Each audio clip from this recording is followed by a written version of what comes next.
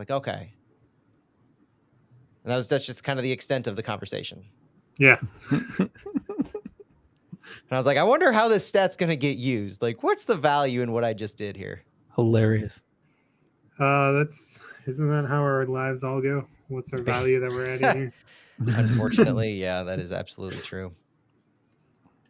Let me change this. Oh, that's a better looking background for 3 folks.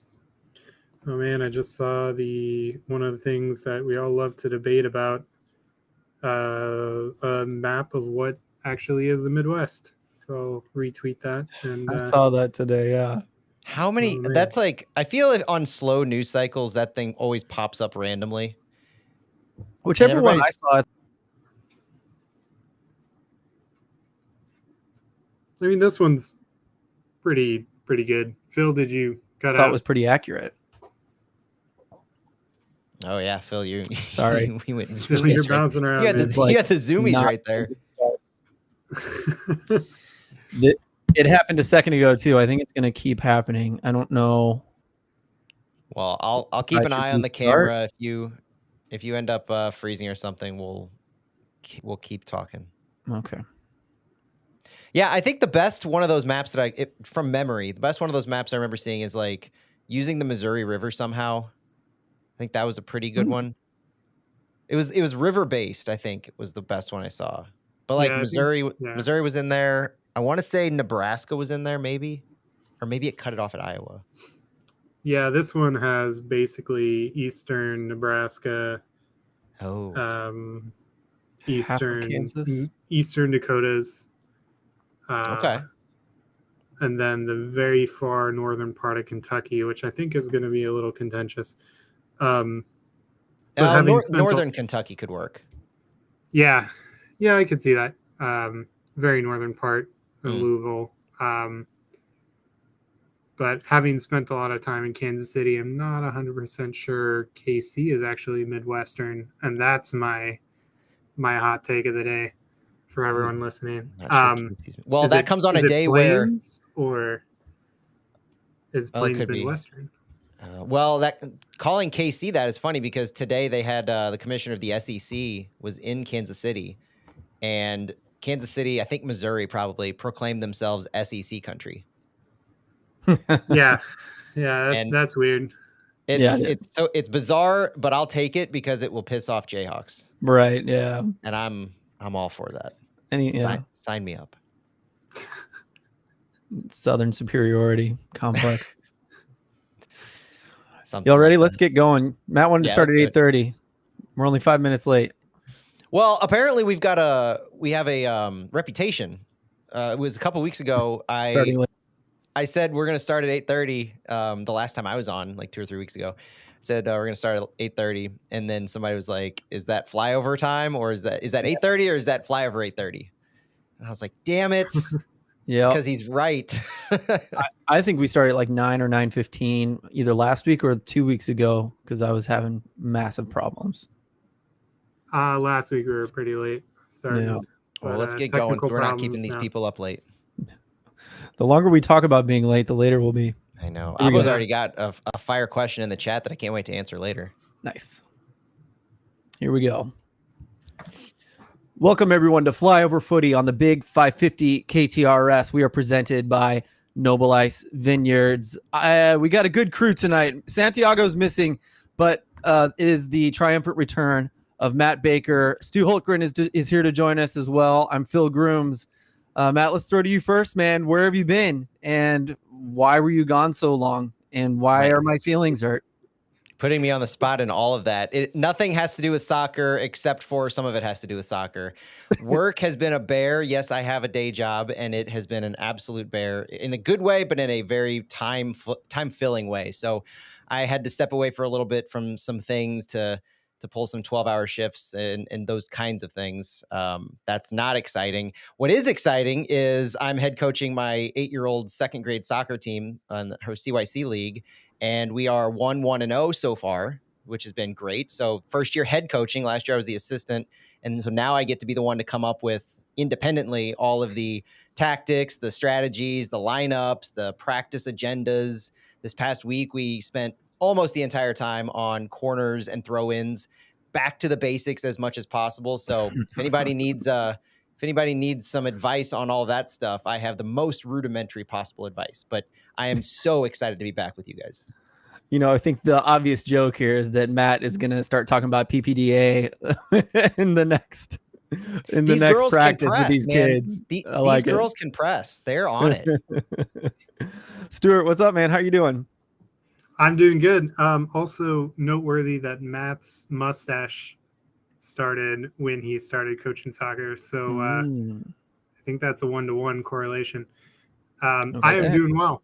I am back in the basement as always. And you know what? I was very tempted to put on my Minneapolis City kit tonight, but I am not wearing it.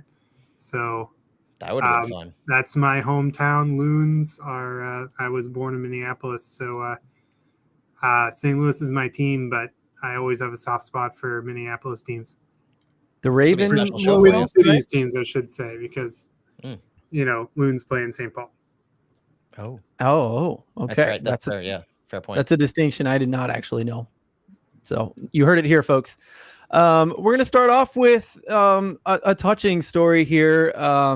We need to give a massive, massive shout out to Bryce and his dad, Ryan. Matt, I know you got the DM this week, and it's, my goodness, teared me up just reading it. Yeah, thank you to Ryan, one of our listeners who reached out to me, and it was just an innocent reach out saying they love the show, and it was one of those, my son and I listen to your show all the time together, and that's one of those things that really gets you and understands that what this means to people and how much passion we have for doing it is felt by everybody. So we want to give a big shout out to Bryce and his dad, Ryan, especially because Bryce, unfortunately, is going through some cancer treatment at Children's Hospital. And so that's some extremely scary stuff. We know that Bryce has got this. He's a fighter, and his dad and the entire family are pulling for him, support system, and we are pulling for you as well, Bryce. And we want you to know that you're in our thoughts, you're in our prayers, and you're in all of our minds going forward. We're thankful for you listening. Obviously, that goes without saying, but we just appreciate you, your dad, and we're cheering hard for you, buddy. Yeah, Bryce, we know you got this. And I just meant that it was touching because you're going through all this and you're still like listening to us and cheering for City and choosing our show to listen to. That's awesome, dude. Feels so good. And thank you so much for listening.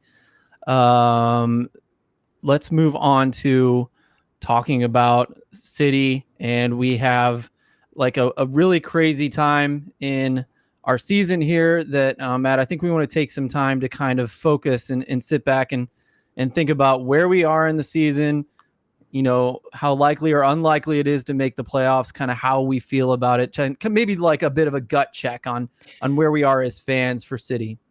Yeah, my return after a couple weeks off also brings the return of my notes, so we'll see how this show goes. What I wanted to do right now is kind of, this to me feels like a gut check moment. Past couple of weeks have been trending positively, right? You've had some good results. The attack has been better. The defense has still shown some holes, and we've had some struggles in finding rhythm and formational rhythm in that. But I just think that right now is just such a gut check moment for City, in that this upcoming match could very well make or break playoff hopes in a win or otherwise. It's not just we can't lose, but I feel if we don't get 3 points from this, things start to get dire. And so for me, I look back at this entire season, and this isn't meant to be a full season breakdown. It's just how encouraged I am over the past few weeks, over the past month or two, I think, going back to when Cedric Toyshirt joined us. And I think that presents such an exciting opportunity to pull off this kind of run. And it could happen, it couldn't happen, but the most exciting runs come from when you don't expect them to happen. When you're in the gutters, we've got a myriad of examples that litter St. Louis sports history of that kind of thing from every single type of sport.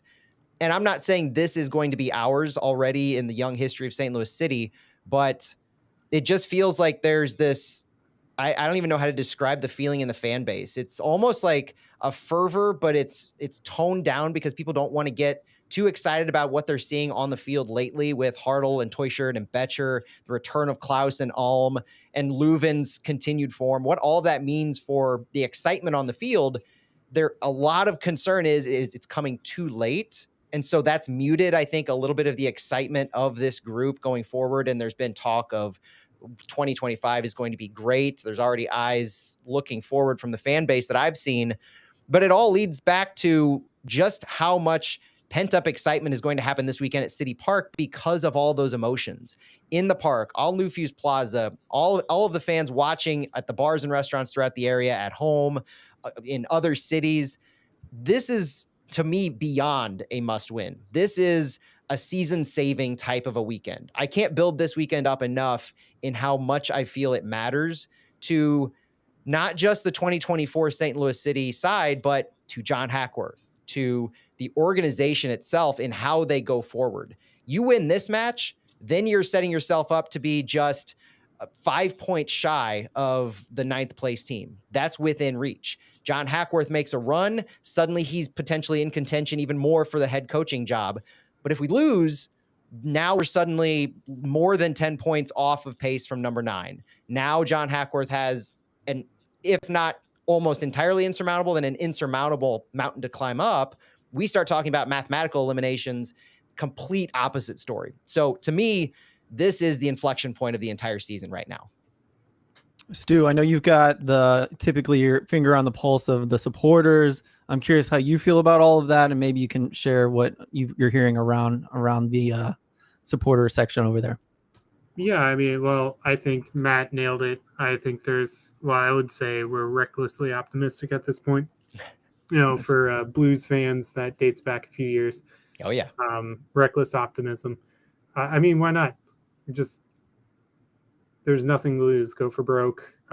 It definitely feels like it's not likely to make the playoffs, if we're honest. But, I mean, why the heck not? We could win out. Why not? I mean, this team... Shock the world. Yeah, this team has that ability now. And the difference between late June and now is just entirely different. Our back line is finally starting to seem settled, and our attacking prowess is just worlds different than what it was before. So I do feel like there's this feeling that if this season, if we had an extra month in the season right now, that we would certainly make the playoffs, and I'll say that. Which would be another 5 games. But I mean, until it's over, might as well go out singing. But Minnesota is a good team away from home, so that's something to watch. And I think we're getting into that later in the notes. Yeah, I'll just say that I think that the more unlikely it is, or it feels, or looks, or becomes, the more I start thinking about last season, which was the most unlikely of unlikely things to happen completely. So, it's in us. It's a possibility. The parity in this league makes it extremely difficult. But again, something happened last year, and we can, bring that back. We can harken back to that feeling, that environment. I think Klaus brought that kind of energy in the LA Galaxy match. And I think if we can kind of make that catch on and really, shore things up, I think it is possible. I'm not going to give up. That's for sure.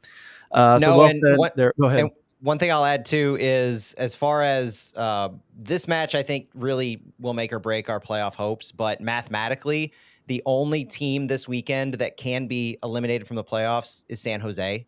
Okay. And they're below us by a few points. We're currently tied with Sporting KC. And so San Jose is the only team this weekend that can be mathematically eliminated if San Jose straight up loses to Vancouver, or Minnesota beats St. Louis, or a couple other things that have to happen together. But they're the ones on the cusp right now.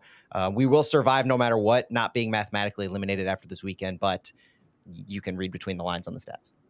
Appreciate you wrapping that up with an actual fact. That was a good way to end it.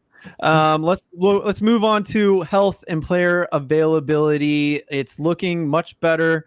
I think we're feeling pretty good. It gives us maybe a little bit more hope about that run to the playoffs. What do we got, Matt? It gives a lot of hope.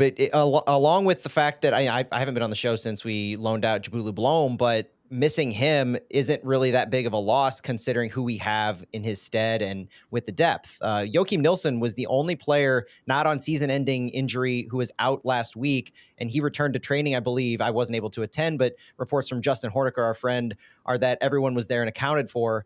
Klaus, Alm, and Horn are, as far as John Hackworth says, better be 90 minutes fit.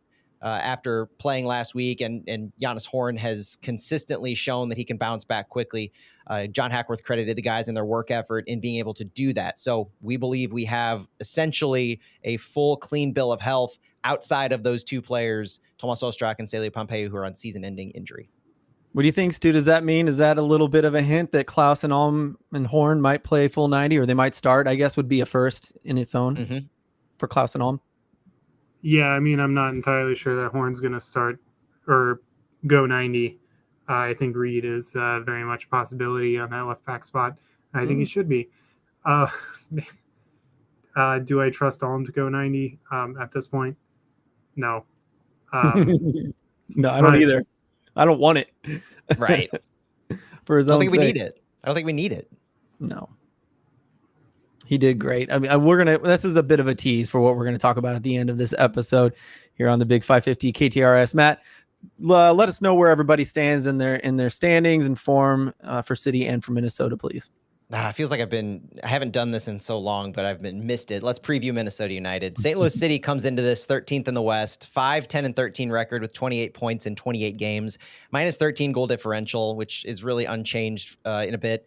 Recent form, we've played 3 matches since Leagues Cup. We drew Portland 4-4. We defeated the Galaxy 2-1 at home, and we had a 2-2 draw on the road in Foxborough against the Revs last weekend.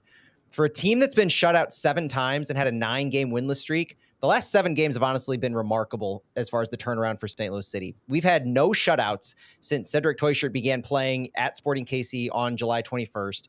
The draws continue to be a bit of an issue as we've had 4 draws in our last 8, including that Juarez game where it went to PKs in Leagues Cup, but only 1 loss in our last 8 games in all competitions. So not only are we undefeated since Leagues Cup, but we have only lost 1 in our last 8, that being Club America, obviously.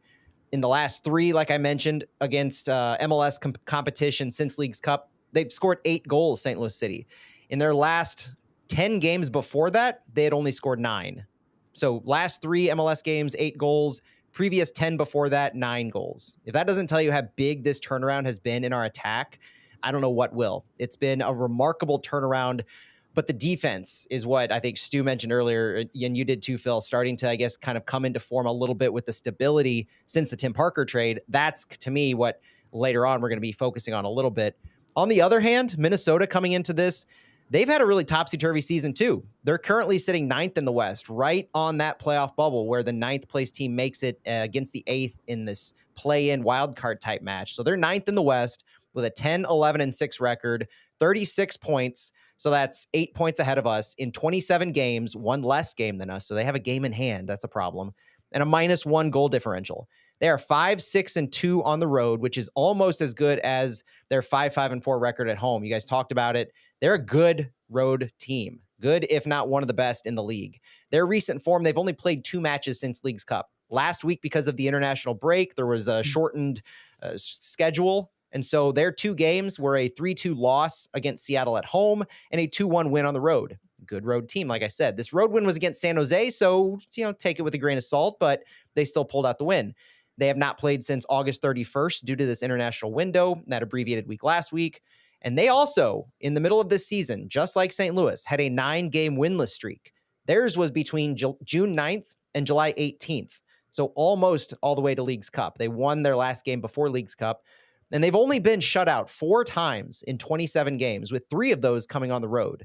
So you could look at that saying, of the times they've gotten shut out, they get shut out on the road, but only 4 times in 27 games mean they have a propensity to score goals. I think that's one thing. If you watch the preview on Apple TV, they were positing it might be a 5-4 game. And if you remember the game last year, that 6th game of the season against Minnesota, and Adrian Heath led Minnesota, I don't think you could ever believe that we could go 5-4 against Minnesota because that was such a bunkered down game.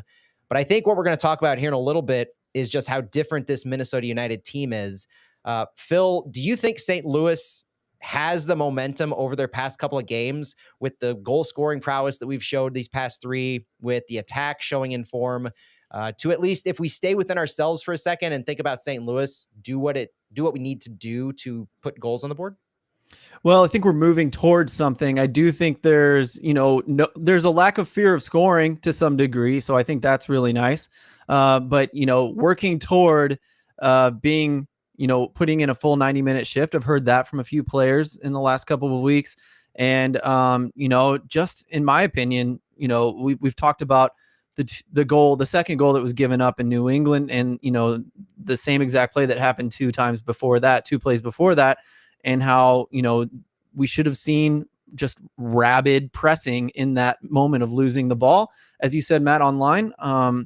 And it just didn't happen. It was like weird for me when we think about what would have happened last year, right? And is that a Carnell thing? Is that a Hackworth thing? Who knows? Who cares? That's the sort of thing that needs to be fixed immediately, because we're out of time. So that's what I think. I'm kind of curious, Stu. It seems like you would have an opinion on whether it's better to play consistently or have a lot of rest. Is Minnesota going to be rusty here, Stu? What do you think? I don't think they're going to be rusty, to be honest. But Minnesota is a very interesting team.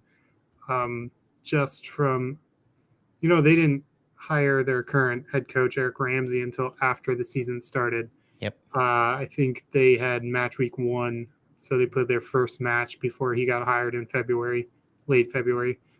And then they had their crazy issues with, I'm blanking on their Emmanuel Reynoso, who is currently, I believe, with Tijuana, and he's had issues down there as well. I think he had another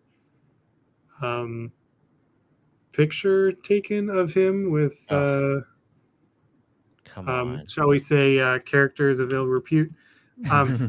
But Minnesota is the chaos one, and Eric Ramsey is a very interesting coach.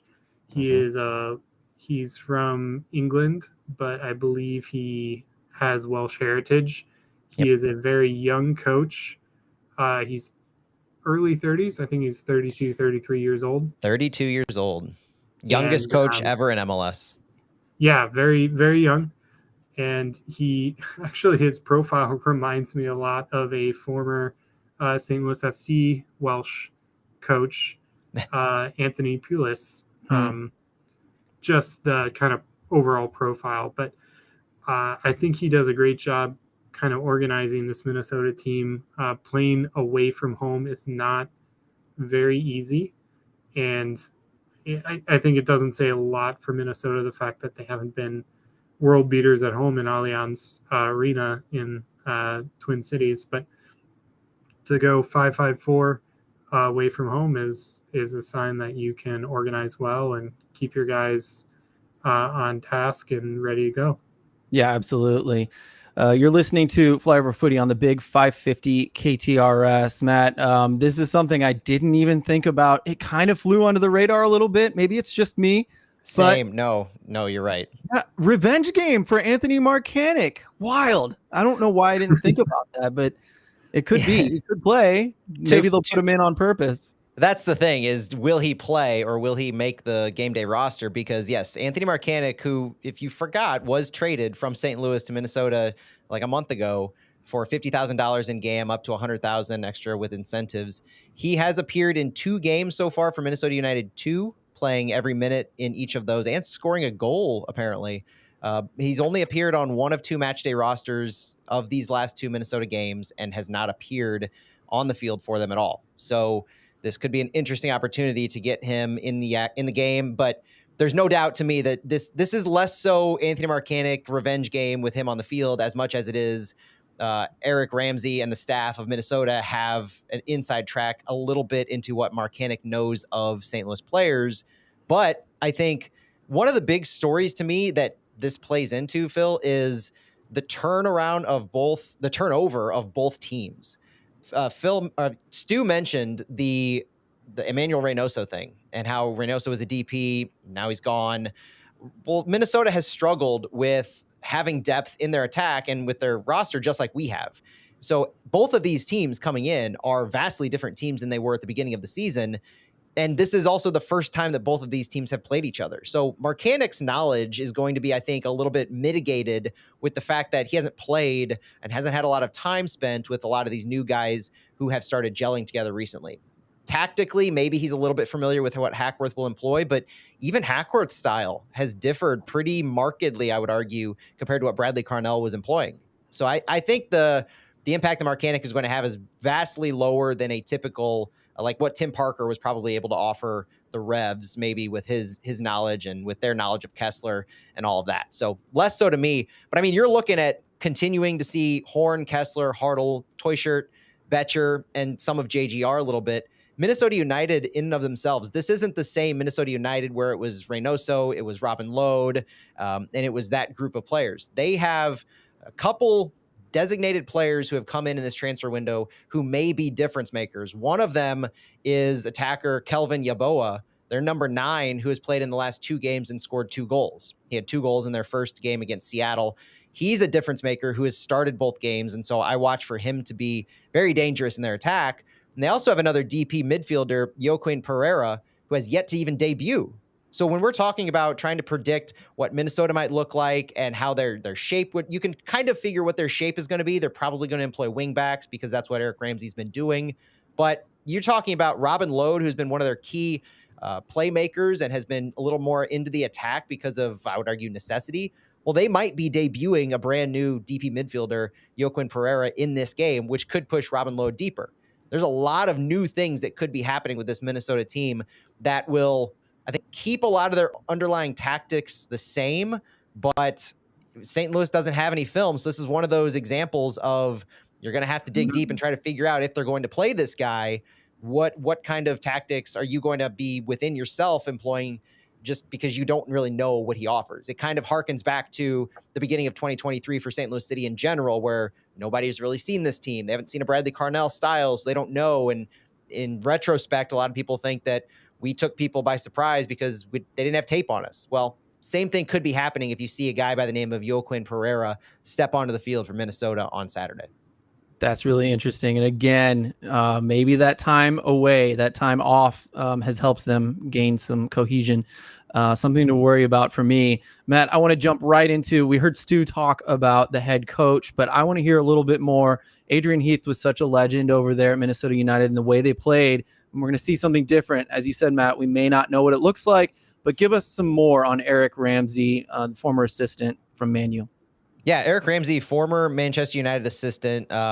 Ole Gunnar Solskjaer is one of, like, he's basically a disciple of him. Came in recommended to him when Eric Ramsey joined Man U. Been looking up a little bit of Eric Ramsey, and if you look on a website called Coach's Voice, there's an interesting not just article on Ramsey, but he has his own like academy training plan going on, and you can see it in full. But he employs a combination of possession transfer games that he plays with his groups. Small-sided to help them, not unlike what City does in their training, but a lot of his basic concepts involve build-up play while under pressure, the aim of teaching his players how to find a spare player in possession with an overload. Something that's very similar to what St. Louis typically tries to do when they build through their wings is employ that overload, bringing the ball out with control, playing the ball out of the back, moving the ball through the thirds very crisply and quickly. And so a lot of that has been present in what Minnesota has been doing this entire season, where they do play a style that has either a 3-5-2 or a 3-4-3. They like to absorb pressure and play the counterattack. They don't like to possess the ball. They have possession metrics very similar to St. Louis, but they build the ball through their wings. They like to take these creating chances through in the middle, where St. Louis leverages the wings.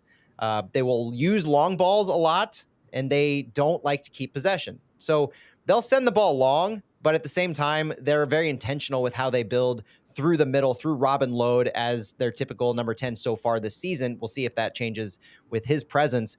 But long balls, switches, crosses, they love to attack through the middle, like I said. They take a lot of shots. They play the offside trap very, very well. So they will try to pull our back line up, absorb that pressure, and then play the offside trap and try to get somebody in behind our lines. That doesn't sound a little bit worrisome because it's burned us plenty of times so far this year. I'm with you on that one. But I think this is a, I would I wouldn't say a scary matchup for St. Louis, but it's just very. You could argue that it doesn't favor St. Louis. The favor for St. Louis is going to be home field, obviously. Tactically, I think I'm looking for St. Louis to be potentially a little more passive, maybe. I still think they're going to be their typical aggressive self, but it's this offside trap. It's playing the ball through the mids, and the weaknesses that we sometimes have in our center backs having either holes between the two or between one of our center backs and our full backs, and how typically teams can create chances 5v4, for instance, like they did against New England when they scored that goal. So St. Louis has to be mindful. They have to be decisive. With Minnesota's doing this kind of thing, and Eric Ramsey can employ these, absorbing the pressure and allowing you to come in and try to feed off of the press against them, which they've been pretty successful in. It's going to force St. Louis, I think, to be more mindful. That play that we talked about online this week, Phil, of the second New England goal, I think it was, where we turned the ball over and we were timid in whether we were going to do an all-out press to recover the ball or fall back and defend against that transition. Minnesota, if they are pretty adept at doing that exact same thing, where if they lose the ball, they're going to try to get it back really quickly, and they'll immediately move the ball up very direct. They've shown that they can play both ways. This isn't a Minnesota United team like Adrian Heath had against us last year, where they drop into a low block forever and they just wait for you to make a mistake, and then they pounce on it. This Minnesota team fights back under Eric Ramsey, and I think it presents a really dangerous matchup for St. Louis. I know everyone was extremely happy at what they saw from Eric Ramsey as soon as he took over. It was prettier. It was more fun to watch. I think it was more typical in a lot of the ways of modern football that Matt just listed. Stuart, anything Matt has said here that is speaking to you a little bit? Anything you'd like to see from St. Louis in this game this weekend? Well, I think it'll be really interesting to see if we can take advantage of some of our set pieces. I think that's something I would like to see Kessler get more involved in aerially. Overall, I was actually just looking up. I thought one of the guys on Minnesota's roster that always stands out to me is he's a lifetime MLS player is Zarek Valentin. He represents Puerto Rico. He's from not from St. Louis, from the USA. Puerto Rico obviously is part of the USA. But he was born in Pennsylvania. But I thought he scored against us last year, but he did not. But he's going to be an interesting one to watch at right back for Minnesota. And he is, I think, out of contract at the end of the season. I don't know if later on we'll get into the MLS release, the free agent for 2025 offseason. Spoiler for our wind down. Yeah, I'm always jumping ahead of myself and ahead of everyone here. But to get back to things, no, I think Matt nailed it pretty well. But I am excited to see specifically how Minnesota does on set pieces and if we can take advantage of their weaknesses there. Minnesota is also very strong on set pieces, just like us. So I think that could be the foul game and where they foul. I think seeing who wins that's going to be kind of one of those key battles you watch for. You may or may not have heard Fallout this week because I'm an absolute idiot in hitting the wrong buttons and posting. But, one thing to Stu's point is that we were very good at set pieces against New England. There were multiple chances. Only one of them went in.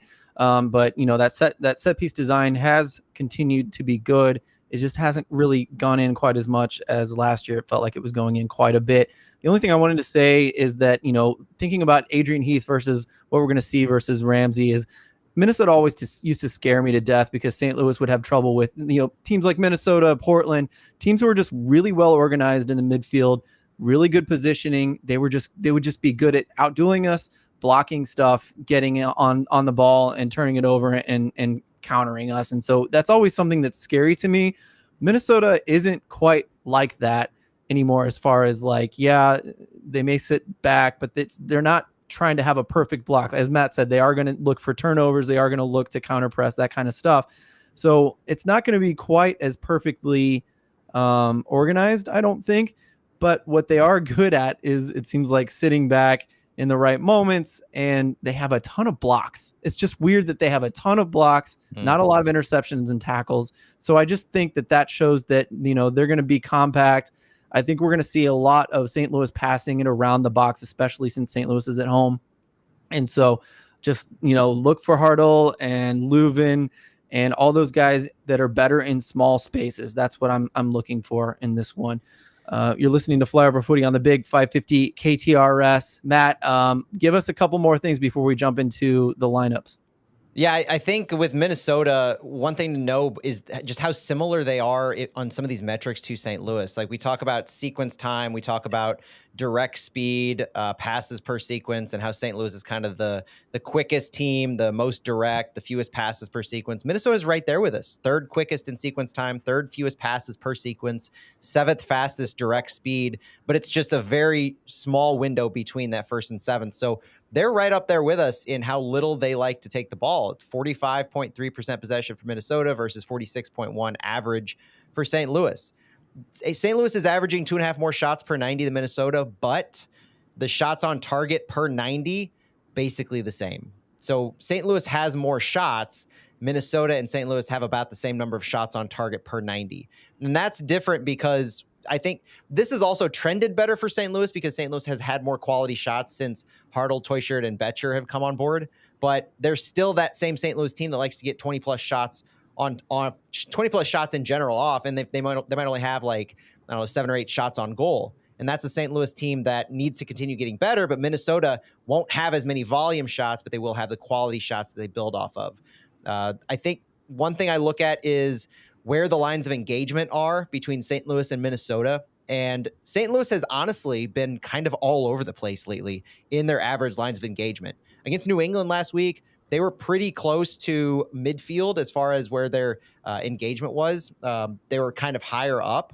But against the Galaxy and against Portland, they fell back. And there's about a 15-meter difference between their average line of engagement from Portland versus New England. So this is showing, I think, to me, a little bit of how John Hackworth is just tinkering with things. He's trying out different things. Against New England, he tried out a back three for a period of time. You could argue it was pretty successful, and he went away from it because of a substitution.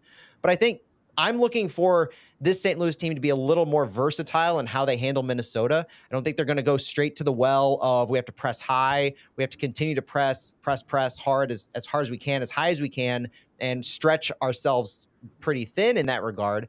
I think he's more prone, John Hackworth has been more prone to a mid block. They're not dropping back necessarily, but they are more mindful of stretching their lines. And when they press higher, it's often with multiple people. They'll end up with 6 people in the attacking third or so if they have the ball, and they've been a little better in keeping possession when they do so. So that's been a positive for St. Louis. I do think that set pieces, that's like when I think of my keys to the game, set pieces are so it. Minnesota is tied 3rd in the league for set piece goals. St. Louis is honestly tied 14th. You mentioned it, Phil. They haven't been as effective. We've had the moments, right? We've had the Alex Langer specials come up recently. They seem like they're more consistent. But honestly, if there's 1 or 2 things that I've learned in this past week, having stepped away from the analytics for a week or so and then coming back to it, the eye test can fool the heck out of you. I threw this stat out there this week about key passes per 90, as far as which St. Louis City players are the highest for the whole season. The answers are Marcel Hartle, Edu Leuven, and Celio Pompeu. Hartle averages 3.3 key passes, and a key pass is a pass that leads directly to a shot. So it's creating that chance. Hartle leads the team with 3.3 per 90. Leuven has 2.54, and Celio had Leuven has 2.59. Celio had 2.54 before he was injured. Nobody else on the team is above 2 key passes per 90. Jay Reed was a popular choice because of how the highlights have been when he sends the ball in. Not even averaging 1 key pass per 90. Yeah. And this takes out the fact that he hasn't been starting because the stat is per 90. That's specifically why I love that stat. It tries to take out whether you come in for the last 20, 30, 40, or if you start and play 60. Obviously, you have a different tone if you're entering the game late versus starting, but I think that illustrates just how important Hartle and Leuven have been to this team here recently, especially. But also, you kind of have to understand why Jay Reed might not be starting compared to Giannis Horn. Holistically, I would argue that Giannis Horn has had himself a fantastic past few games.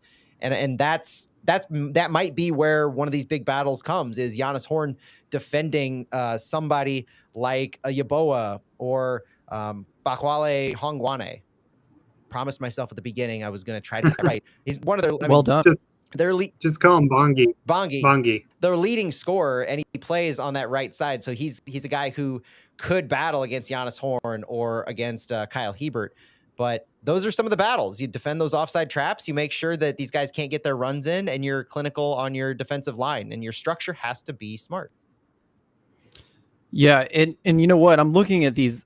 I don't usually look at these that much, but Matt gave me a couple secrets to looking into stats, and I loved this. Passes into the final third by Minnesota United.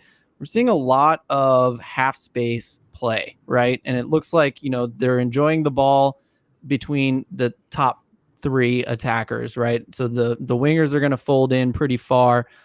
Striker's going to be in the middle.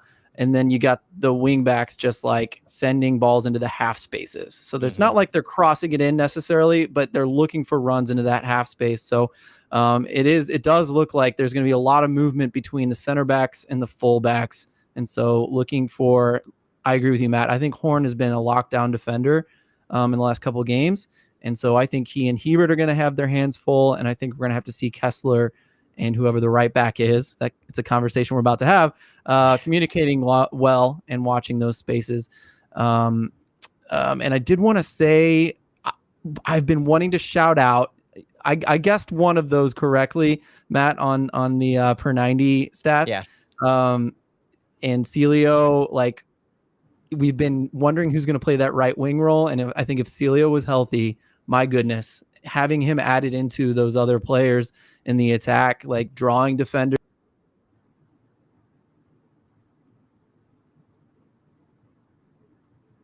opening up space, even getting some.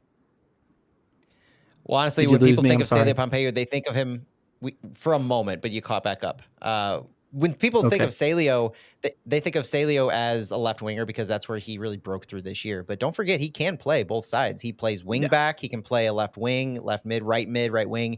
Dude's versatile. And that's why I was so devastated when he was injured, not just because of how he was coming on, but what he can offer. And I think he can complement and change.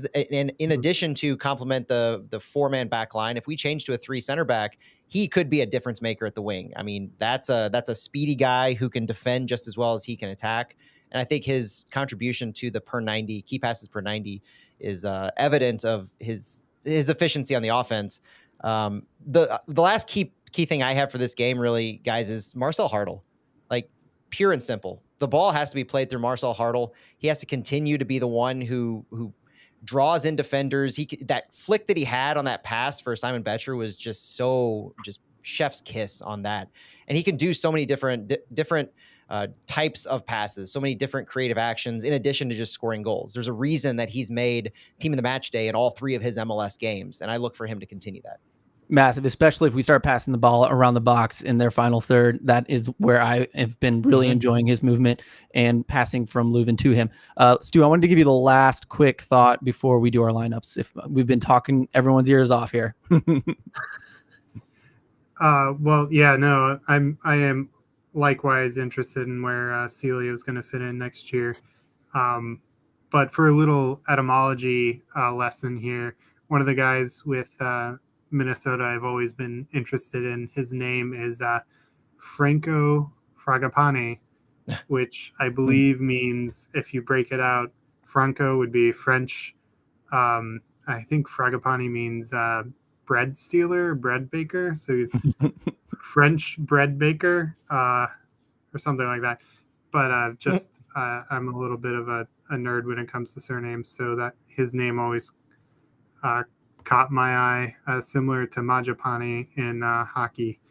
But no, a little last word. Some St. Louis connections. We already talked about Anthony Markanek, but also Patrick Weah is still at Minnesota United, and Patrick Weah played for SLU 2 years ago as a 17-year-old freshman. And then he signed a homegrown contract with Minnesota United. He is from Minnesota originally. He spent a little bit of time in their academy, but he hasn't really played much with them this year. I think he's only played 1 or 2 games with United. But yeah, no, there's your seamless connections outside of Mark Hannock. Patrick Way is still there, and would have been really interesting for the SLU team if he had stuck around a couple more years. Yeah, a lot of athletic skills on that kid. Fragapane, I think I'm going to dub him the baguette burglar going forward. I recall him getting some booze last year at City Park for some of his actions. Booze yeah, for the baguette burglar. Yeah, I think him and Stroud got into it, if I recall correctly. They did. Yep, I remember now, yeah. Yeah, and he was the first Loon to get a yellow card at City Park, if I recall. Yeah, he was not a popular player, and he's a chippy guy. I think he's Argentinian with a French Sicilian name. So, you know, football's a cosmopolitan sport. Yeah, but he is a guy who I kind of like the way he plays. He kind of reminds me a little bit of Celio. Okay, well, we do need to get these lineups in, and we got to be pretty quick about it here because I haven't done a good job managing our time. I apologize. Matt, why don't you get us started, and then Stu can go. Oh, we wasted away our time in the last 2 minutes. Roman Berkey in net. I've got Thomas Totland starting at right back, Henry Kessler, Kyle Hebert center backs, Giannis Horn left back, Chris Durkin and Edu Leuven in the midfield, Indiana Vasilev, Cedric Toyshirt, Marcel Hartl are attacking mids, and I've got Klaus making his return to the starting 11 as my striker. What do you think, Stu? I have a very similar lineup, but for the sake of disagreement, I am going to start Simon Betcher up top. Everything else the same. Yep. I just changed mine to be different as well. Mine was exactly Matt's after I typed it out. I was like, I need to erase that and redo it.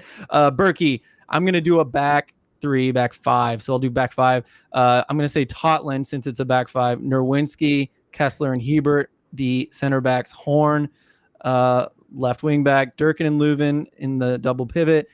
And then Hartl and Toykert underneath, Klaus up top. And, you know, that's a pretty defensive start.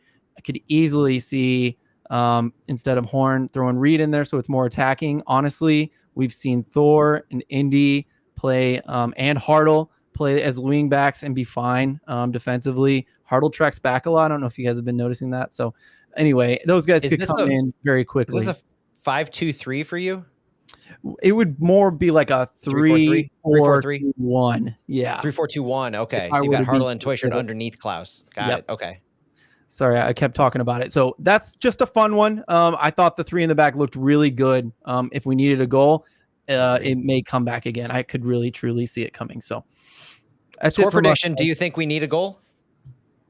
What do you think your score prediction is, Phil? 2-1, let's say. All right. I've got 2-1 as well. Stu? I'll go 4-1. Reckless optimism. Love it. Let's keep it going. Let's get that Klaus brace going on here. Good stuff. Well, good to have you back, Matt. Good to have you back, Matt. It is so much fun to kind of talk about things and have it just be so in depth and organized compared to what it's been the last couple of weeks under my management. So good to have you, man. We are Flyover Footy on the Big 550 KTRS. We are presented by Noble Ice Vineyards. Enjoy the game, everybody. We'll talk to you in a couple of days. Bye.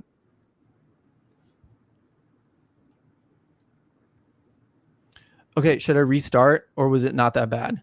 It was just one and it was like rubber banded you. Awesome. Great. And I can mix that in if it's only one. That's really easy. So I won't restart. Sweet.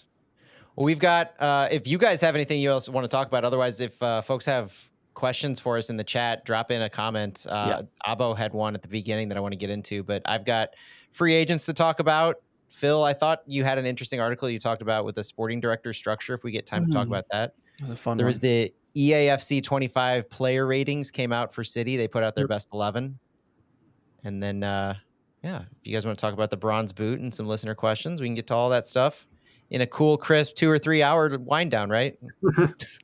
Well, I am going to have to drop off, fellas. What? After all that, you made me say all that before you said you're going to drop. Yeah, I wanted to make sure that bronze boot is on the docket before I head out, even though Nice. I think I might have been the only one watching that. We should get not we to should put get you Abby guys on to give analysis for that. Yeah. Yeah, I mean that was not the prettiest match, but it's always a fun one. I wasn't able to be there for that one, but I was following along with your Twitter updates. It was kind of like being on the opposite side of what I usually do. Yeah. Yeah, I enjoyed it. I took a picture of the. I heard the camera angle was really bad for Bronze Boot, and I took a picture of the offending camera. It was up in the next to the press box. Really Devious. kind of odd. Placement. Devious. But I think it was one of those auto cameras that they use for MLS Next Pro. They were using for Bronze Boot. All right. Well. Have a good night, Stu. All right. Yeah, take it Always easy, good talking with you guys. You too. We'll be right back for the wind down, folks.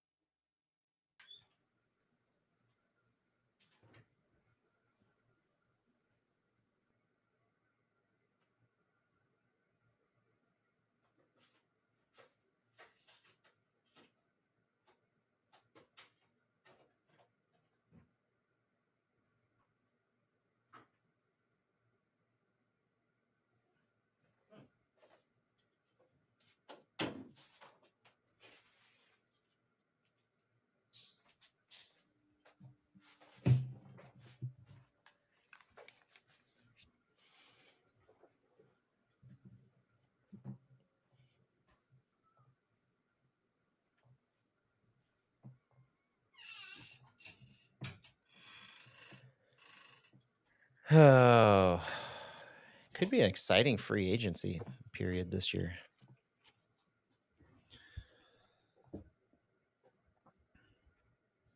I'm perusing this free agent list, and it could be an exciting offseason. The problem with this list is it's so misleading because basically everyone, I mean, not everyone, but a good amount of these folks who are pending options are going to have their options picked up. Yep, it happens every year. And I got really excited about ATN. I don't know if you remember that. I was like mad about picking up someone. I forgot who. We may not even have him anymore, honestly. For St. Louis? Yeah. So I should say it on air, but do not get your hopes up about any one of these people. Mm-mm. I don't think they even care about these free agents. Well, the funny thing is, did you see Reggie Cannon? I mean, maybe we should save this for the pod, but Reggie Cannon just signed with, I think, Colorado. I saw that one coming. It's silly. I didn't realize Sargent was out the other day, but I'm usually pretty well connected with the U.S. team. So yeah, there's a funny story. It's a crazy story. Have you heard that whole story? No, but I love crazy stories. Yeah, we'll talk about it. Please do. I got to look up his club though. What was that Spanish club he was playing in? It wasn't Malaga. Oh yeah, I'll get it.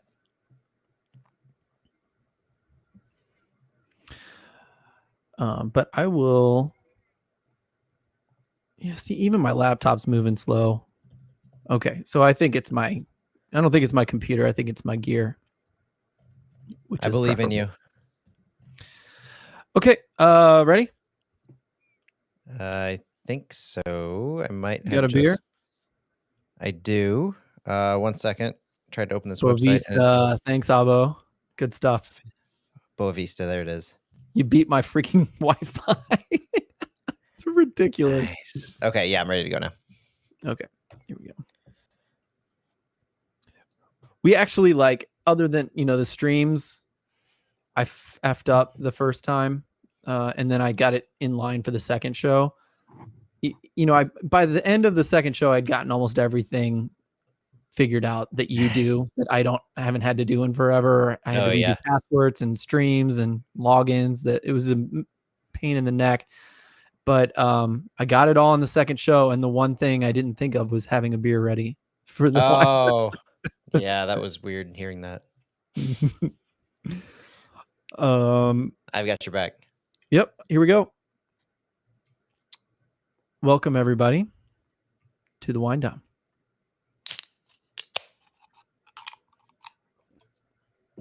It's unfortunate. Is that a Schlafly? No, it is. It is a It's Schlafly. a Schlafly Oktoberfest. If there's one thing you need to know about me other than soccer, it is not only do I like beer, but I love Oktoberfests and Märzens. Like that is my jam. So this time of year, as the seasons are changing, right now I don't mind it getting darker earlier. I think we're all going to love it this weekend. But Oktoberfests are my bread and butter. I love them too. I usually start with the Schlafly one and then branch out because it's one of my favorite go-tos. So Oh yeah. good choice there. I didn't even look. Yeah, the first thing on the docket, and I'm looking at it right now. The free agent list was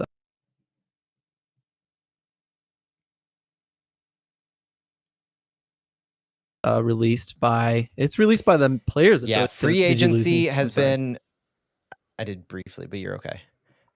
Free agency has been announced by MLS, and the free agent list has been revealed. This is the list of players who are either out of contract or pending options and qualify for free agency. So those who qualify for free agency in MLS are at least 24 years old in the year in which they immediately the immediate preceding league season concluded. So this year, they have to be at least 24 years old this year, and have at least 5 years of MLS service. This allows players to negotiate new contracts with any club once they're out of contract. They don't have their options picked up or anything like that. So this list is misleading, though. We were talking about this before the air, that you can't get too excited for this list. And I know that we did about 2 years ago at this time when the free agent list came out right before we were starting play, right? The 2022 into 2023 list. And we were all, oh, look at all these players we might have available. And then nearly all of them re-signed with their club. If you're looking at this thing on the MLSplayers.org website, the PA website, anything that says pending option, that's almost cross it off, because a lot of those players, at least the quality players of them, are going to have their option picked up. Brad Guzan, from goalkeeper at Atlanta United, probably going to have his option picked up. St. Louis City, we have a handful of players on that list. Chris Durkin, Ben Lunt, Jake Nerwinski, and Josh Yarrow.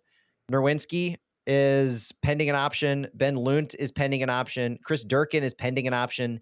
And Josh Yarrow is out of contract. He does not have an option. I believe his option was this year that we picked up. So when he signed his initial deal, it was a 1-1 2022, played for City 2, and then City last year. And this was, I believe, his option year. But he's out of contract. And so Josh Yarrow has been rumored to be linked to San Diego FC. The thing that they have built their structure on is, and I'm blanking on it right now, I'm going to feel so bad about this tomorrow. Right to dream. What is it? Right to dream. Yeah. Right to dream. I should have just kept with it. Right to dream. That's how they built their facility, their structure in their academy on up. Yarrow, very familiar with that. He's a graduate of that program. And so there's a lot of interest for Josh Yarrow to go back to San Diego and help them start their MLS club. Ben Lunt, Jake Nerwinski, you can make arguments both ways. I don't know if Lunt's had a good shake, but he's been a part of this organization. He's learned under Roman Berkey. Whether St. Louis wants to give him a big opportunity, we'll see. Jake Nerwinski, if you're talking from a week ago, I think we'd all be like, yeah, might as well give him another shot. He's played really well. But New England, I think, was a little hit or miss, maybe back to the old Jake. So it's going to be tough to know what really happens with that. Now, Jake, like I said, Jake and Ben, pending option. So we could pick up their option and keep them at about the same salary they're making now, as opposed to them negotiating new salaries, things like that. Chris Durkin is the one player that I would say, write him down in pen. We'll pick up his option. Chris Durkin would remain a U22 if we picked up his option. And so because players can be a U22 until their age 25 season. And that's important for Chris Durkin, obviously, because I believe he's entering his age 25 season. And Durkin is on his U22 contract still. You sign a U22 contract before you turn 22, and then you can be on that contract until you're 25. So that works out well. Durkin, I think, has proved himself. Obviously, that's the list for City. Everybody else is either under contract or they're under contract. Yeah, I think the one I think about the most is Lunt. I think the rest is going to fall into place pretty well. Like Durkin is a must keep, in my opinion. But Lunt is like, he's been such a good soldier, and you listen to his city voice, and he's good with his role. Not everyone would be, and I think you just ask him, like, do you want to stay or do you want to try yourself out somewhere else? Either way, understand. Best of luck. But we'd love. I think we'd love to keep him. But Yeah. do you? Let's say he goes. What would you do, Matt? Would you try to give your City 2 player the spot, or do you think you'd sign someone? Right now, I mean, Roman Berkey's still under contract for next year, so that's one thing. I mean, as a backup. Oh yeah. So I don't know. I have not seen enough from Ben Lunt in his limited times, both with City 2 and with cameo appearances for City, to say that I'd feel comfortable with him taking over for Roman Berkey. And I feel next year is that year that you need to have your succession plan in place. You could sign a player, a keeper after Berkey leaves to take over if you need to, but I think the biggest opportunity for a succession plan is going to come next year. And I would love to see whether it's Oliveras or Nick Bishop or somebody from the Academy City 2 get that opportunity to be elevated and say, we're going to give you a shot. We're going to give you every opportunity to learn behind Roman Berkey, to pick up minutes in US Open Cup, in Leagues Cup, in whatever other tournaments we might find ourselves in.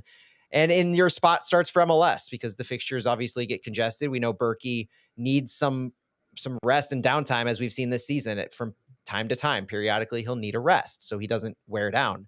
That opportunity, I think I would rather see it go to somebody a little more on the rise as opposed to somebody who's been here for a couple of years. And I haven't been overly impressed to the point where I would say I am excited for Ben Lunt to take over for Berkey when he leaves. And that's ultimately what I want from our backup keeper, given who our starting keeper is right now.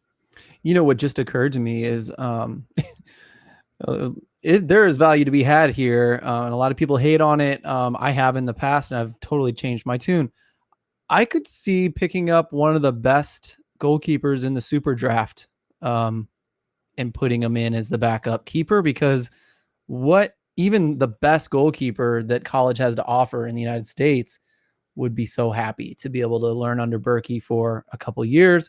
And someone who's like the best keeper in NCAA, maybe there's no Patrick Schulte, so maybe that doesn't work out. But, like you could really, if Berkey were to get hurt, like you could rely on someone of that talent level, I think, to take over. I mean, Lunt would, I think, be a higher level than that. He's got the experience. He's a veteran.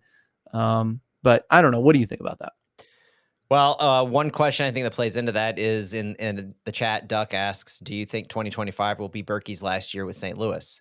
And if I gun to my head where I have to tell you an answer right now, I'd say probably yeah. He doesn't have an option after 2025. And so the conversation is going to be, what does he really want to do with his career? Does he see another opportunity in MLS? He would not qualify for free agency because he wouldn't have the years of service. So it sounds kind of silly when you say Roman Berkey, after playing for 3 years in St. Louis, would not qualify for free agency, but you have to have 5 years of MLS service to be a free agent. So we would have, like, what would he do? Would he go somewhere else? Has he proven himself that he can still play? Would he go to Europe? Back to Europe, rather. I'm not sure, but I think that would be up to Roman Berkey entirely, because he would need to re-sign a new contract, probably at the same, obviously, amounts. I don't think St. Louis has any palate to pay Roman Berkey more than Max Tam, that restricted DP salary. So that's an interesting posit that plays directly into this. I do think that because of that, you plan for the succession. You can scout the super draft. You can say who we project would be available, but scouting the super draft for your succession plan to Roman Berkey, given the importance of that goalkeeping position with our offense, with our entire system, is dangerous to me. I think you have to be a little more sure-footed in what your plan of action is with that. Now, if you're looking ahead and you're Lutz, obviously this is a Lutz thing to do. You're looking ahead and saying, transfer window in 2025 comes up. What goalkeepers are available on a free? Who can I target to bring in summer of 2025 that would be that succession plan for Roman Berkey? He comes in, he gets acclimated to the system, yada, yada, all that good stuff. I think that's a potential option that we do if nobody from the academy or City 2 or Ben Loons, if he sticks around, shows that they're at that level to be able to take over for Roman Berkey. Of all the positions on the field for St. Louis, this year has shown us that if you don't have that quality of Roman Berkey in net, based on how we've been playing, you're going to have a bad time. Last year, this year, that's been pretty consistent. And so you need to shore up that position. Unless you're going to really invest in talent on the back line, in making sure that you're not putting your keeper under pressure, then you need to invest in the keeper. There's no two ways about it. You can't have it both ways and just say we're going to ride the guys we have on our back line and find a keeper 75% the quality of Berkey and have success. Jerry Hayes too does point out that Berkey's girlfriend is in Chicago. So that's the thing in the fan base that people are noticing and kind of commenting on that, you know, I even had somebody ask me, that could go for us or against us. Yeah. Sorry. No, I think that I think that's an intangible. And so a lot of people are seeing that and seeing social media and they're thinking, you know, how will that play into it? Is Berkey even going to be with St. Louis in 2025, et cetera, et cetera? I think that's taking it too far. I think Berkey's going to be here in 2025. First of all, he's under contract. You know, that's a little reading too much into the tea leaves, but yeah, long term, I don't know. I can't find the names. I'm going to mess it up, but there are 3 St. Louisans in the USL. Thomas Gomez is one of them, and there's 2 more that are St. Louisans that might like to retire. Joe Willis is getting old. I can't think of the other. Anyway, it's a possibility. Bringing in a St. Louisan that might have a hometown discount, that would be pretty cool. Tim Melia is out of contract with Sporting. Sorry. I couldn't even get through that with a straight face. As an American, I love him. Gotta respect him. So there's another aspect to the free agent list, right? Like, who looks good? Who would you want? Have you kind of perused this list here? Well, one name that sticks out that we talked about a few years ago, I feel, a few names. You know, the defensive midfield position, I think, is, I don't know why. I know we have Durkin, I know we have JGR, but for some reason, I just keep in my mind, I have this PTSD about our defensive midfield position and needing to find continuing to improve, because that's ultimately where we are right now with St. Louis. So this transfer window showed it to us. We don't need to find people to fill holes. We need to improve at every position. We need to find right now, I think we have our improvement at left back on loan with Giannis Horn. That's our go forward plan. I think we have that in Thomas Totland out of right back. A little shaky as the season has progressed. I think the wear and tear has really gotten to him. Center back is an opportunity. I think we could very much find an improvement at center back, because I'm with a lot of people and thinking, I don't know how much we can rely on Joachim Nilsson long term. The past is the past. You can't necessarily say we have to ride the past as an indication of what we're going to get in the future for Joachim Nilsson. I think that's unfair to him. We don't know how his health is going to hold up. We know the quality can be there, but if the health doesn't hold up and at some point maybe something happens this season, I think center back is something I'm keeping an eye on.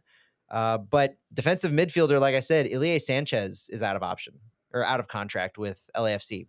Ilie Sanchez is got him circled. I don't know how well or if we could afford him or anything like that, but that is a talent that is a consistent high-level pivot that I would love to see wearing a City jersey. You know, Tyler Miller is at a contract, or he has a pending option with DC United, goalkeeper. That's an interesting one. Where's Montreal on this list? I think there was Victor Wanyama is another interesting one. I think he's a little too expensive for us, out of contract defensive midfielder for CF Montreal. Joseph Martinez is pending an option, so he's kind of fallen off the radar for CF Montreal. Talent is still there, I think, but you know, there's a few names here and there, but what's really going to happen is the timeline for this is important to know.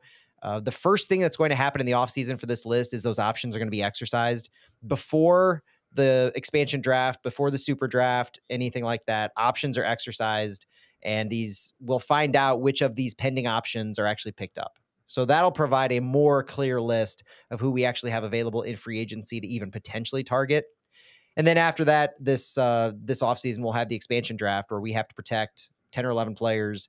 And then we could lose one to San Diego, who comes in. Just because we were the last expansion team doesn't mean we're exempt. Technically, the only teams that are exempt are who had a player picked in the last expansion draft. And so that would have been, offhand, Inter Miami, not Houston. Oh man, Inter Miami, Orlando City, Cincinnati, and where did John Bell come from? New England. I think that would be the list because Indy and Jake LaCava both came from Miami. So yeah, those are the 4 teams that are going to be exempt, not us. And then we'll be able to sign free agents after the expansion draft and super draft, and free agency will open. So timeline for the offseason, something to look forward to. We'll post all those dates on social media so you can have those for reference. There's a couple questions that I want to get to as we pivot to other conversations, though, from Abo in the chat. First one that he mentioned, I think I got to it a little earlier, about Chris Durkin, the U22. U22 contracts are good until the age 25 season. I would love to see us fill other U22 spots. So what position? I don't really care. I just want more U22s on our team because those are effective use of roster mechanisms. U22s hit our salary budget charge at $150,000 or $200,000. We can pay them. JGR is a perfect example. U22 player that we paid a $800,000 transfer fee for. We'll find out his salary when the next PA report comes out this month, and he only hits the budget at $150,000. That's the kind of massive deal. I mean, we're talking about a cost savings to what we have to report to the salary cap of almost $1 million. That's huge, potentially $1 million, depending on what his salary is. Durkin will be that spot for another season, I believe. And I just want us to fill that third slot because with the designated player roster construction that we've chosen, because we have 3, we have Hartle, we have Klaus, and we have Berkey. We have 3 U22s available. And so I want to see us pick up another one. I would love it. Like I said, I don't care what position. I just want somebody of talent that we take a flyer on like that, because it's so worth it for roster construction. And then Abo's other question, why haven't we bought out Pedro? Are we saving it for Nilsson? So there's one contract buyout that MLS teams get per season. They tried to negotiate 2 with the PA this year, but that did not work. Everybody gets 1 per season. The key to this isn't short-term for this season. It's long-term about what kind of a contract is this player on and how much it's going to cost them to buy out the entire contract. And so Selmir Pedro in particular is on a contract until 2025, making $374,000 a year. So you're talking about if we had bought him out this year, that would be probably by the time midseason rolled around $600,000 that we would have had to pay to buy him out. Instead, they're looking at ending his loan. His loan's over. They're looking at playing him at City 2, like we found out a few weeks ago, and looking for some kind of move abroad. Maybe they look for salary relief as well. But I do think there is probably keeping that flexibility and not necessarily wanting to just cut ties with Pedro. I'm not saying that the other half of Abo's question, are we saving it for Nilsson, is even in the realm of possibility, because no, I don't think we're saving it for Nilsson. I think there's too much hope and promise that he'll recover and actually show the long-term prospects that we hoped he would. I know he's on a $1.2 million salary. It goes until 2026. So if you're thinking contract buyout on Nilsson this year, you're talking about paying him $2.4+ million. That's outside the realm of possibility in my eyes. So a lot of intricate decisions that are occurring as Lutz plans for what he's going to be doing this offseason. Cortesai says,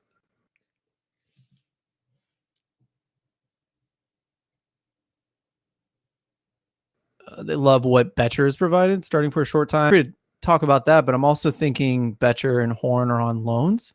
So we might have to fill their spots if they're recalled and we don't get to keep them for some reason.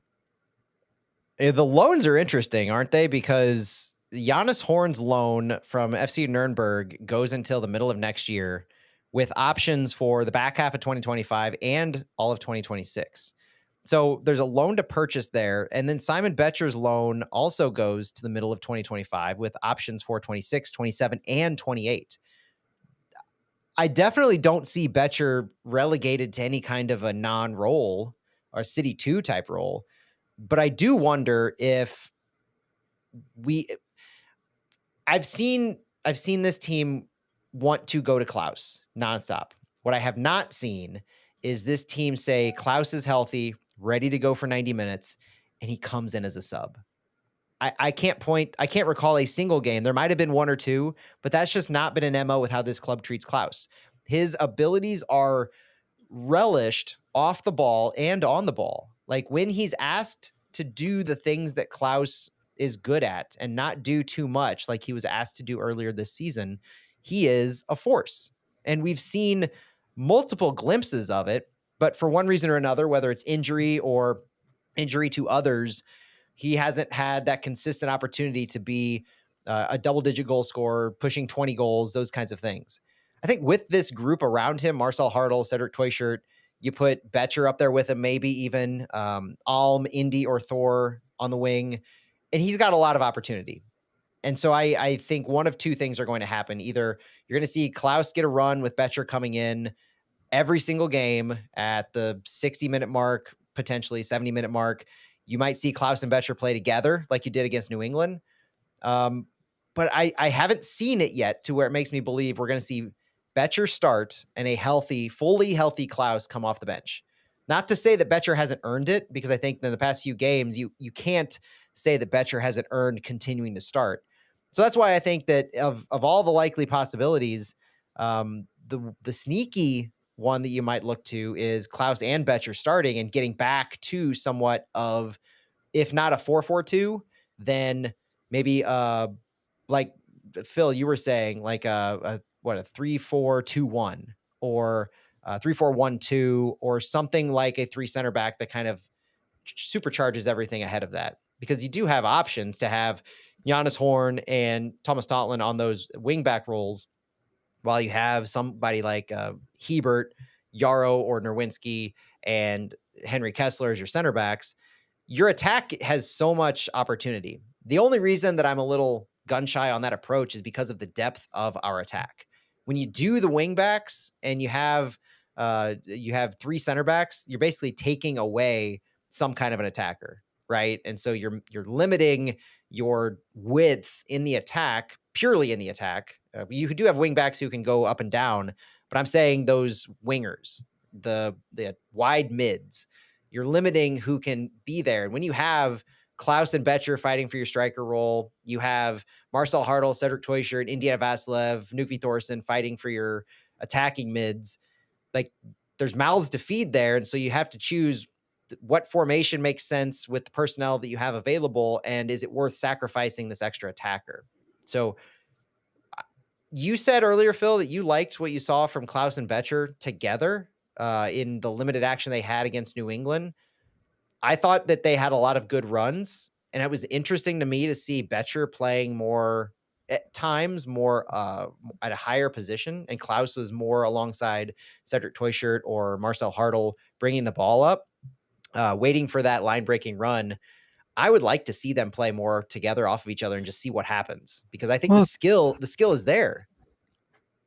It's funny you say that, because I would say Taylor Twellman, and almost annoyingly, kept teasing the 3 center back thing happening in this game, and it's like, clearly, dude, you were tipped off that that's what's going to happen. Like, please stop talking about it. But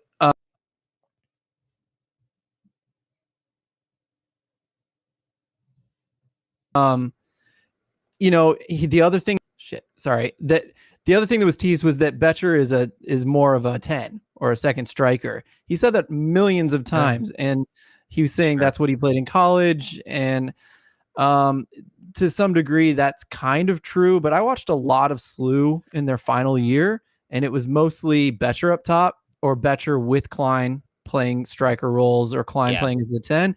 So, like, in my opinion, that's not true historically, but it probably is true for based on how we know Taylor gets his information, he gets to talk to coaches. So that's probably how Hackworth views him. And maybe Hackworth has experience past mine, and maybe Taylor does too. I'm not saying I'm right, but all that to say, Betcher is going to be playing underneath Klaus when Klaus is in my opinion, every single time.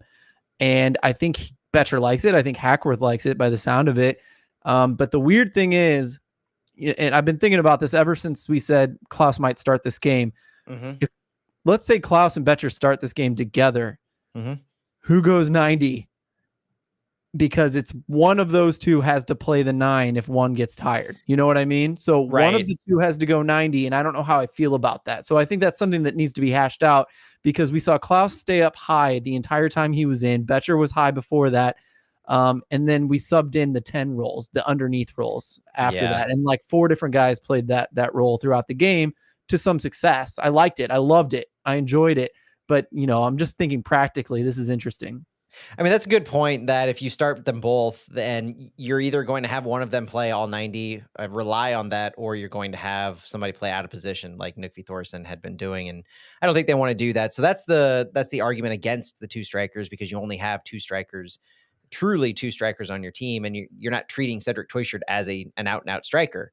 We haven't seen it yet. Not to say we couldn't. I think that's a possibility, is you could move him up, but if that happens, you're subbing Betcher and Klaus both off. Who are you bringing on? You're bringing on Rasmus Alm. You're bringing on Nick V. Thorson.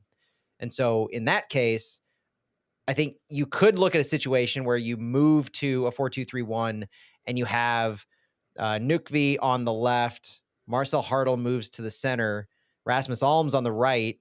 And you have Cedric Toyshirt up top. Haven't really seen Toyshirt last the full 90 yet, because he's the one who's kind of been recovering from his injury. So there's that question too of, would they feel comfortable with him? I think that's probably less comfortability, Toyshirt going the full 90, than Klaus or Betcher. Hackworth was very pointed in the press conference that I saw regarding the ability for Klaus, Alm, and Jonas Horn going 90. So that's something for me to watch out for. Is, does this mean that all of them are in contention now to start? Because if Rasmus Alm is in contention to start, that's a look that I think I've been waiting for, chomping at the bit, dare I say, to see an attacking group of Marcel Hartl, Cedric Toyshirt, Rasmus Alm, and Klaus. That when all is said and done, like, you look at this roster and you have the mindset from 2 months ago and you say, what is your ideal 11?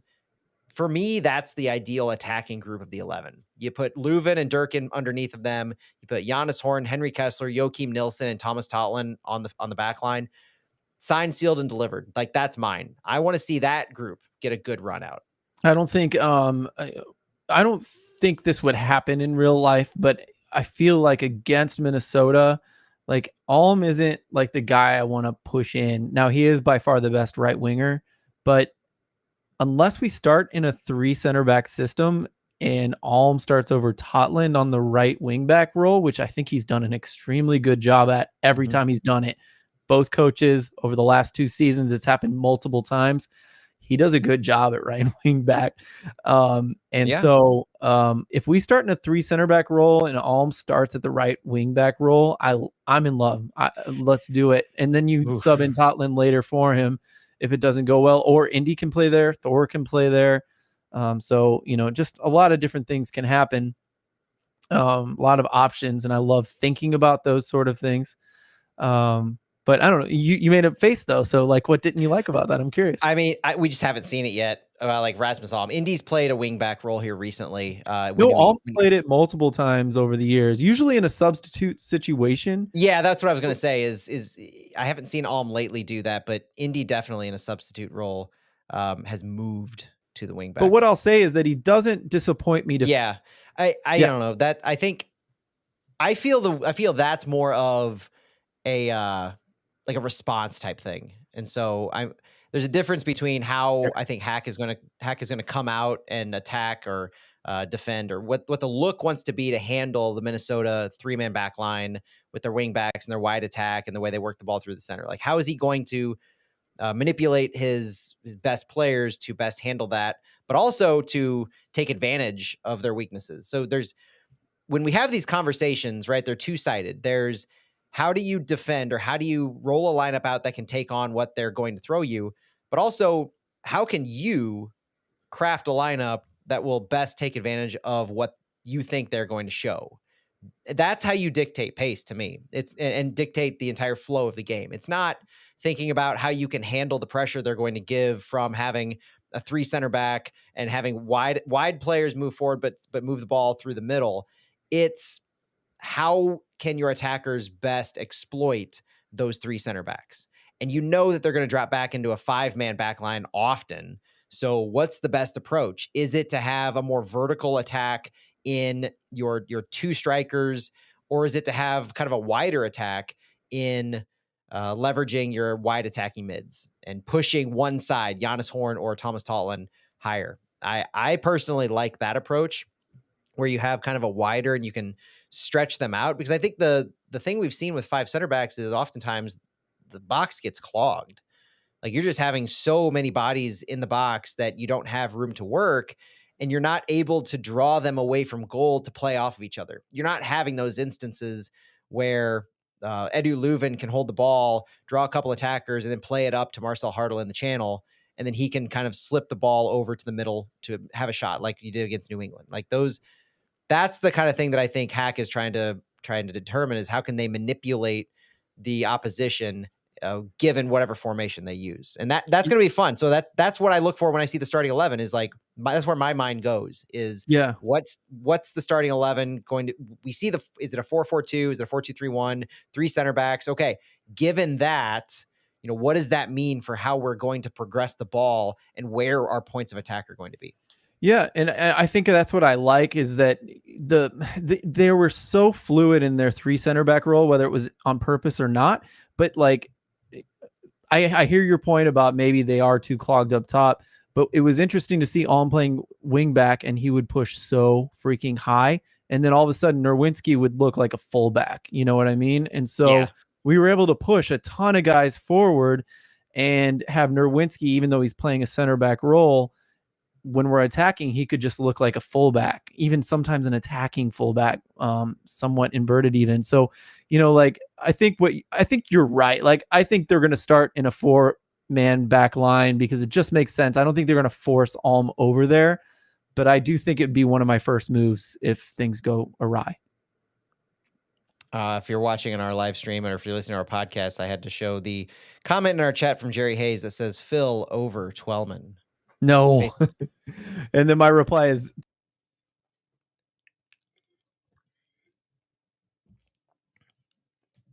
Twellman proves me wrong every time I argue with him, basically. Well, I think I don't know. I think the fun part for me for this conversation, honestly, Phil, is how much more exciting it is than what we were arguing about in June and July about, is it Johnny Klein or is it Jose Kojima starting? Yeah, no. Like, that's as much fun as those guys are, and I would never disparage them. That's not what I intend to be doing here, but it's the level elevation in talent that this provides us. And so this is the exciting thing that I think gives me hope and optimism, to borrow Stu's relentless optimism from earlier, going into this game. Because, like, I don't think I tried to mention it in our first part, but this game truly is make or break for the season. Like, I can't emphasize that enough. Like, Santi loves to talk about the 6-point games. We've played Minnesota twice in the back half of the season. They're the only opponent that we haven't played yet so far this season. So all those changes that we had gone through, both teams are brand new to each other this year in general, much less the changes we've seen. And so you have 2 teams with, what is it, 5-6 games left? I think 6 games left. And both of them fighting for a playoff spot, both of them fighting for their playoff lives in this 8-9 spot. And if St. Louis can pull out both wins against Minnesota, we're currently 8 points behind them. If we can just pull out both wins against this one team, that's 6 points right there. Suddenly, we're neck and neck with them, given just these 2 games we have in this head-to-head battle. And then you have games against, like, San Jose, a few others. We already beat the Galaxy, which was one of the 2 supposed toughest teams in the back half of the schedule. Like, there is a path forward that puts us, in rarefied air of being able to come back from where we were. It's not easy. Like, I don't want to make this seem like, this is a surefire thing if we just do X, Y, and Z. A lot of things have to go right, but that's why I'm so overly excited about this one game. Agree. That's well said. We probably don't have time to get to like half the other things that we have in this wind down. Like, I was thinking the same. I think I want to talk really quickly about the EAFC 25 thing, just because that's a fun topic to talk about. The EAFC ratings have come out for this upcoming EAFC game, and the ratings for the St. Louis players, best 11 essentially, were released. We have 3 gold-carded players, Roman Berkey, Edu Leuven, and Marcel Hartl, rated 78, 75, and 75 respectively, and then a bunch of silvers. So if you're familiar with playing EAFC, Klaus is a 74, Indiana Vasilev's a 67, Giannis Horn's a 68, Henry Kessler 69, Alm's a 69, Cedric Toyshirt's a 71, and Joakim Nilsson a 72. I honestly, like, I saw hate for it online just because people are like, yeah, where's the respect? MLS teams in general don't get very much respect when it comes to the quality here. This isn't bad. If anything, I think it's respectful to Roman Berkey to get a 78 playing in MLS. That's a pretty good card to start out with. And I do think that they put a decent amount of effort to at least aligning groupings of players. Like 1 or 2 points you can argue, but I'm excited to play this game personally with the new guys we have on board, and I think it gives an adequate credit. Like, we had 3 gold players. I think that's new this year. I think our only gold player last year was Roman Berkey. So Leuven and Hartl, adding in some DP firepower, and recently bought down DP and Leuven. So that's fun. My wife I haven't seen many comments on this, and I just loved my wife was like, what the heck is Totland? She's like, how is he not in this top list? I was like, well, is that a top list? Does that mean he's lower than 67? She's like, yeah. She's like mad about it. And I mean, I hope he's 66, but last time I looked him up on FIFA, he was very lowly. He doesn't get credit. He's a player that doesn't get the credit he deserves. I will say that. Like, to borrow an Alexander Hamilton phrase, he doesn't get all the credit that he deserves. I think we were talking about that a little bit recently. Yes. He's faded, but still, like, Totland at the beginning of the season is very, very, very good. Yes, and we had at multiple points, I even asked him at one point about national team aspirations, and he still has national team aspirations for both the U.S. and Norway, which he's a dual citizen. He's qualification for both. He has so much potential, and he's one of those players too who, double checking my notes, Thomas Totland is under contract until 2026 with an option for 27. So he's going to be a long-term City guy as well. I think, yeah, I'm just excited for that. Yep. I'm very happy about that. Bronze boot. You want to mention the bronze boot? I think we can't get out of here with mentioning the bronze boot, right? Like, we're a St. Louis. We tout ourselves as a St. Louis podcast, St. Louis, all things soccer in St. Louis. So SLU, SIUE, bronze boot. Stu had to jump, so he couldn't be with us on this, but it was an exciting game. He was there on site. Exciting game between the Billikens and the Cougars, but SIUE pulled it out. They ended up winning 1-0. So City Park was the host of this. It was an awesome crowd from what I saw. And the bronze boot once again goes back to Edwardsville. And so not to get into the nitty-gritty of the game, but just the excitement that I have about this being a yearly thing, the bronze boot being held at City Park, and the fanfare that this year the fanfare was better because I think last year, if I recall, it was on the same weekend that City was playing in Kansas City. Because I remember I couldn't go because I was in Kansas City for it. This year it was at least unopposed as far as that goes. But, I don't know if SLU's going to fall out of the top 25, but it was a fun atmosphere, fun, exciting thing to see that this is now going to be a yearly thing to have the bronze boot, one of, if not the most storied trophy in college soccer, the competition played at City Park.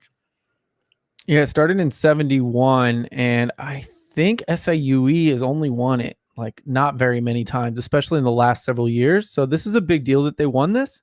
And it was a scrappy game, 1-0 defensive mostly, or maybe a lack of offense. I don't know.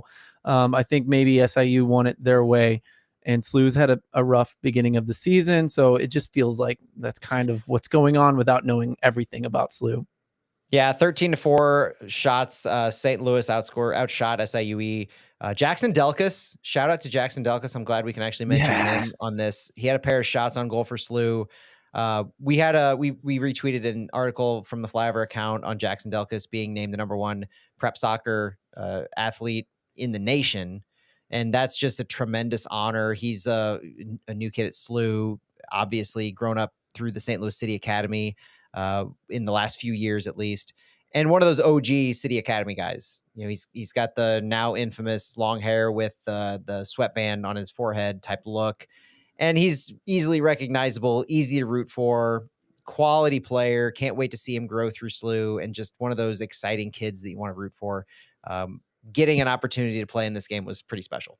If you haven't heard in past shows, we've said, #1 NCAA ranked player. I mean, that's massive, and it's well deserved. He's a big guy for that, to be in NCAA with all of his experience, what he did with the U23s in that final. I mean, he's a good player. Yeah.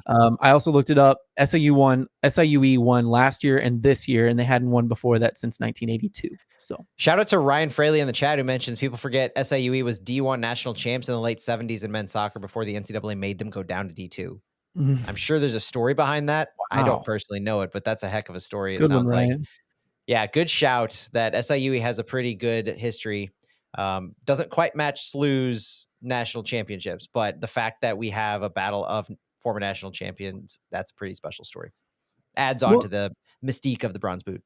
And shots fired. I mean, SLU's supposed to be in the top 25. SIUE took them out, and SLU needs to step it up if they really want to do something this season with the players, the quality of players they have. So we'll see what happens. True story. All right, Matt, I think we should call it.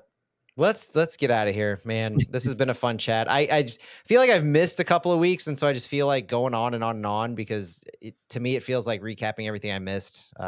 Truly, I was out of the loop for a period of time, but I'm so happy to be back into it, talking this, being this in depth, and everything else. It's not like it was a vacation. Trust me, it was not a vacation. It was just had to focus on some other things. Every time I checked in with you, you were freaking miserable. So yeah, it's been a long few weeks. Yeah. All right. Well, thanks for listening, everybody. It was a fun one. Good to have you back, Matt. We'll check to log in for the Fallout. Yes, Fallout this Sunday. I think I'm going to have Santi back with me. I'm excited to be back. You and Justin killed it this week. If you didn't get a chance to listen to... Don't forget Lily. Yes, and Lily. Yeah, Justin's baby. That was awesome. If you didn't get a chance to listen to the Fallout because of technical difficulties, to no fault of anybody, go back and give it at least a little bit of a listen to hear that fun show. It's not often we get Phil on Fallout. I feel I've gotten you twice that you've covered for me this year. Once the Miami when I was at a wedding in California, in this one. So you did a great job, man. I will be back this Sunday, I think, with Santi, and look forward to recapping a win if everything goes well. We hope to have a good Sunday in St. Louis. Absolutely. Again, one more massive thank you to Justin Hordiker for helping us out last week. Bye, everybody. Have a good one. See ya. Go City.